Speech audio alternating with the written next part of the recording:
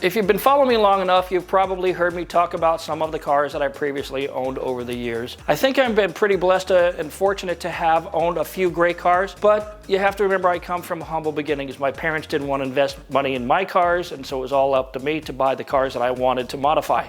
My first several cars were fixer-uppers, to say the least, and I learned a lot working on those cars, but if I'm being honest, some were just real turds and they were beyond help. But those were lessons you have to learn when you're young. But over the years, my cars started to get better. You get a little more money in your pocket, get a better understanding of how to build a car properly and what's important to you. That story is coming up right after the break.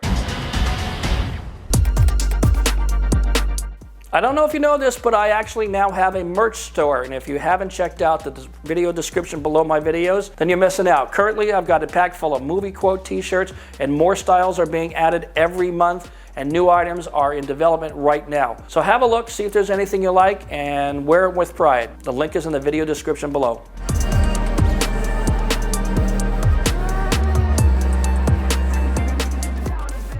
Eventually, in February of 2014, I purchased a 2015 GTR. Since then, I put about 50,000 miles on this car, most of it in the first 2.5 years as I was commuting back and forth to different clients that I had at the time. Like most GTRs, I went the FBO route for modifications. FBO means full bolt-ons, and in the case of the R35 GTR, that typically means downpipes, higher flow injectors, upgraded fuel system, fuel pumps, larger intakes, maybe blow-off valves, a bigger exhaust setup, and if you really want to get crazy, an E85 flex fuel setup, and I did all of those things. That's the basic stuff. Everybody pretty much does that. The turbos are still stock, as is the intercoolers. Most of my parts came from Linney over in England under his GTC and Titan branding. Benji Linney also did the initial tuning using the ECUTEK setup, of an amazingly capable and affordable tuning solution. They even have a mobile app where you can tune and make adjustments right from your phone, and you can create data logs and clear codes and all that kind of stuff. So R35 GTRs do very well with E85, as they can pretty much run any percentage of E85 with the flex fuel setup. Unlike some Audis, GTRs can run E85 ratios of anywhere from the range of 0% to 100% more or less. I simply pull up to a gas pump, fill it up with E85, and no matter what amount of 91 fuel is still in the tank, I can fill the tank up with E85 and the system adapts automatically, adjusts timing, boost, and so forth. In 2016, the first time I got the car dynoed, it produced 624 horsepower. Not long after that, Ronnie at RD Engineering made some tweaks to the tune, and basically for drivability, and I've been running that setup until today. Here it is, February 6, 2022. The car is still pretty much driven daily, and I maintain it well. In a previous video, I noted that maintenance for an R35 GTR, including prorating the tire wear costs, it came out to about $1,700 per year of expense, assuming that you drive your car around 12 to 15,000 miles a year, and assuming you're using street tires on track days, which of course would cost more because you tear those tires up in one session really quick. Looking around on social media, I got wind of a Southern California GTR dyno day from a lady by the name Santa Deebs, who is a powerhouse in the SoCal GTR community. She knows everybody knows her. She runs a lot of events, cruises, competition events, and dyno days. This one is being held at D Sports Shop.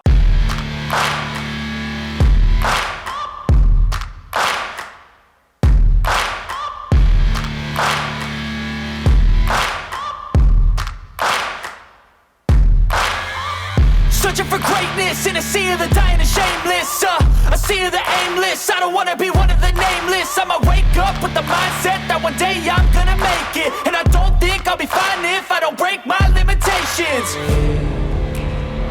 Yeah, I just wanna be great. Yeah, I just wanna be great. Yeah, I just wanna be great. Yeah, I just wanna be great. Yeah, I just wanna be great. Yeah, I just wanna be great.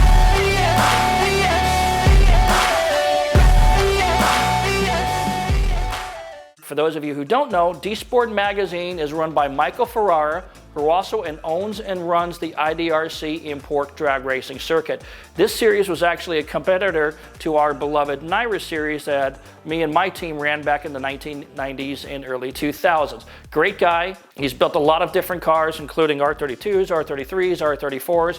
He's got a great machine shop over there in Fountain Valley, and he is, how can I describe him? He's just a wrench head, right? He has so much technical knowledge of all GTR platforms. He does a lot of work in his own machine shop, and he has a whole staff of capable employees. So I signed up and decided that while I was there, I wanted to talk to Michael about the current recipe for VR38 short blocks. And if you're starting to read my mind, you know what I'm already thinking. What are my options if I want more horsepower and if I'm not happy with my dyno results today? Just wanted to get an idea of what prices would look like, you know. Just saying, maybe, perhaps, maybe it's time to man up, you know, that kind of stuff. How are we building these blocks now? How much are they costing now? A few years ago, a block was like $2,000 for a bare VR38 block. So I assume that they went up, but I'm going to ask Michael when I get over there.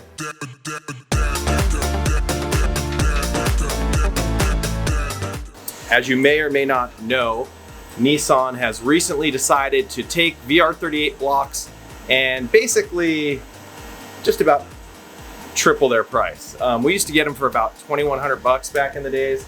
Now it's closer to $5,800. So in the past, we'd always tell people just get a fresh block and we'll do all the machine work to that and everything else, or we can take your used block if you didn't blow it up with your full bolt-on combination. But there's a lot of people out there that maybe want to go further and stuff like that, and the factory block may not normally be able to be used, but through the process of sleeving, we can kind of restore the whole cylinder and make a block like that, which would normally just be trash, into something that's very useful. So these sleeves here are made by Darton. This is a ductile iron sleeve, so it's a lot stronger than the aluminum cylinder that's in there. The factory VR38 block is all aluminum in the cylinder, and they just put a coating, very thin coating of sprayed on cast iron on there. And that's what it's just there to kind of let the rings have a surface so that they don't eat up all the aluminum that's around it. But this can be done if it's done right. Can give you great service life, can actually give you some additional power handling.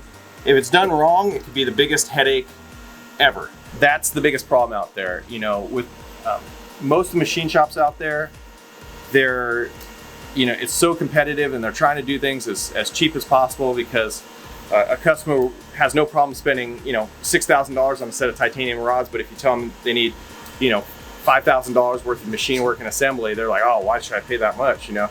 So a lot of shops have to cut corners, you know, to keep those rates. And in doing so, if you don't hold the tolerances on these things just where they need to be and make those holes perfectly round and make your flats perfectly flat, you're gonna have an issue where this sleeve can actually sink in the block. Then you have a head gasket issue, or you could have any type of coolant seepage around it. There's, well, and this one not coolant seepage because this is a dry sleeve, but you could just run into a bunch of headaches if it's not done right. And mainly on the dry sleeves is the sinking issue. And we got a couple things we can do on those to alleviate that. On the real high horsepower VQs and VRs, we also can add in an actual O-ring. So this is the groove for it. The O-ring's not in there yet, but basically about a 40 thousandths 1 millimeter wire will go in here. And head gasket sealing. Yeah, it'll give you a better sealing on that for the real high horsepower guys out there. In this center here, it's 4-axis, so we can do all of our decking on both sides. The first thing we do is make sure that we get the exact parameters of where everything is. So we'll probe it with that little probe that's back there, and we'll be able to go in and, you know, just make sure everything gets positioned where it needs to be. The operation you don't see that was done to this block is the first operation, which is actually the line boring operation. And in that, we'll take the two case halves, split them apart, we'll machine them, put them back together. Then all of a sudden that tightens up that hole, put in the ARPs, torque in the spec, and then we'll go in and we'll rebore this hole vertically on the CNC machine so that it's perfectly in alignment and exactly the right size that we want for the bearings. So that'll give the right crush to the bearing, makes everything happy, and you have a VR engine that goes 200,000 miles without having any bearing issues. So it's one of the tricks. But after that, it goes in here, and depending on what it's doing, this one's getting sleeving, so it'll have a pretty good amount of operations. But on a standard one, what we're going to do is we're just going to basically get everything probed, go in, resurface both of these to make sure that they're the same exact height side to side, so we get the same compression ratio. and make sure that they're exactly at 30 degrees to the center of everything. When we do sleeve, some of the cool things we can do things like we can offset the cylinder a little bit, move it a little bit this way. That gives it a little bit better leverage when it's on the power stroke by offsetting the cylinders. It's one of the tricks we can do. This one's already had the line boring operation, so that's already been done to it. And that'll make sure all those are exactly where they need to be. And then this one has also gotten finished cylinder honing, the decking. So these are all exactly the same. Nice and clean. So this one is ready for reassembly. And this setup here, this is good to about 1,800 horsepower with the right internals. Going beyond that, that's where you got to explore sleeving and billet blocks and all those other kind of deals. If you keep your R35 GTR around 1,400, you'll have a very happy relationship with your car. You start going beyond that, you know, it becomes not as fun anymore, you know? So it's just something to consider. So these are the VR38 heads. So this is a stock head here, and you kind of see how the factory does the valve job, and you know, there's still casting material here around it, so it can't really breathe too well. But when we set it up, we'll actually machine the edge of the chamber there just to make sure when the valve's lifting up, air can come around it or go into it, whichever, if it's intake or exhaust, and just get some better flow there. These haven't even been ported. But just the basics with the valve job and the cylinder chamber work and stuff, you're still probably getting close to about 5 to 10% increase in flow. Okay. Just with that alone. If you go in and you do the pocket porting here, you get another 5 to 10% on top of that. If you want to go full porting and stuff, the problem with full porting and everything is it really shifts everything around. So if you increase the volume of this, you might get great numbers on the flow bench, but in practice, you don't get those numbers because it's not just how much it flows, it's how fast it's flowing, because that valve's only open for a certain amount of time. So it needs to fill that cylinder. It's all about cylinder filling. You know, if you can fill that cylinder 100%, it's golden, or even more than 100%. If you fill the whole cylinder and then all this combustion chamber, that's how you get over 100% V. If you're able to do that and just cram as much, you know, air and fuel in there, you're gonna make the most power. And hopefully you have the right tuner to make sure that your tune is right too. I'm sure you work with all of them to some extent. We do. We work with a number of tuners on the R35. We've worked with, gosh, let's see. Linney. Cobb, of course. Linney, Cobb. Visconti. Haven't done stuff with Visconti yet. We've done stuff with Busher, done stuff with Schweitzer, but done stuff with San Barros. No Barros. IV tune stuff. I think we did some of that.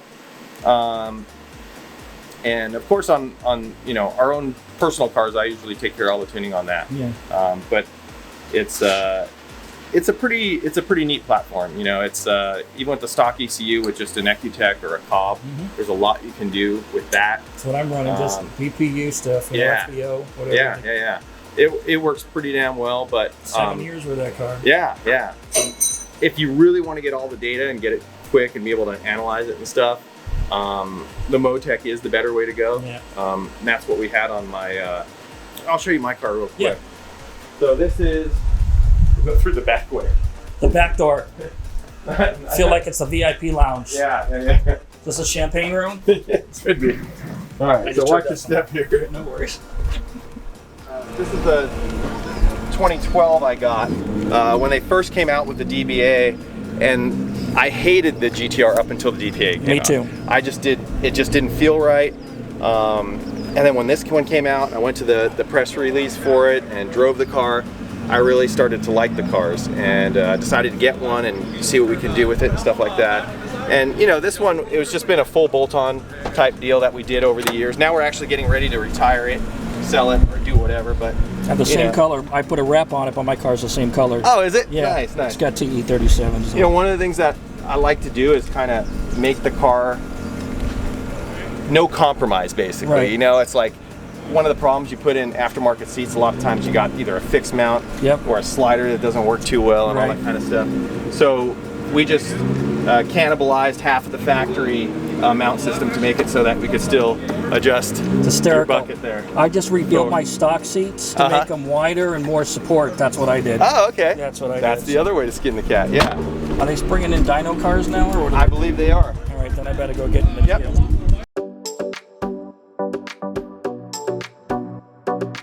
Yeah, so for those of you who don't know, the diffuser on a GTR needs to come off so they can strap the thing out into the dyno, depending on your setup.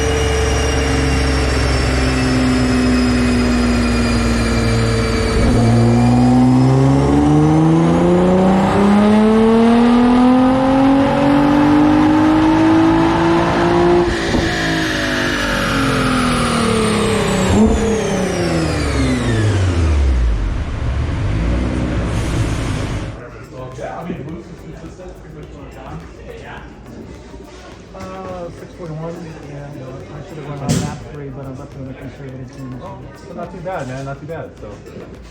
All right. Yeah. All right. Let's make an appointment, get the turbos on. We'll take care of you, man. No worries. Well, there you go. After 3 polls, we saw a little bit over 600 wheel horsepower on map 2, which is at 18.5 psi, and about 620 pound-feet of torque. E85 percentage was showing 73% on the gauge. So in this configuration, I figure a more aggressive tuner, if I switch to map number 3, we might have gotten another 20 to 30 horsepower safely. But the stock GTR transmission is really happiest at around 600 to 625 pound-feet of torque. Yes, I know some other people are doing a little bit more, but I wouldn't want to push my car much further than where it is now, because again, I drive it and I like the fact that it's completely reliable. As it turns out, this car was the highest horsepower full bolt-on GTR of the day. But being honest, I know of plenty of others that have made closer to 650 horsepower with a similar setup. So while I'm happy with this, I know that there's more potential to come from the car in this configuration. But I would be rather running bigger turbos at lower boost than these turbos at real high boost. Considering how I drive this car, I couldn't be happier. It's very docile around town. It doesn't jerk. It doesn't do anything weird. It starts up every time. The car's been totally reliable. It's fast. It's sure-footed. It provides all the creature comforts I need to keep me happy. Would I like a bit more horsepower? Sure, and there are some short paths to achieve a little better power. Things like a proper intercooler, a bit more fuel, slightly bigger turbos on the stock frames, and transmission upgrades will probably need to go along with that. God bless Nissan, I love this car.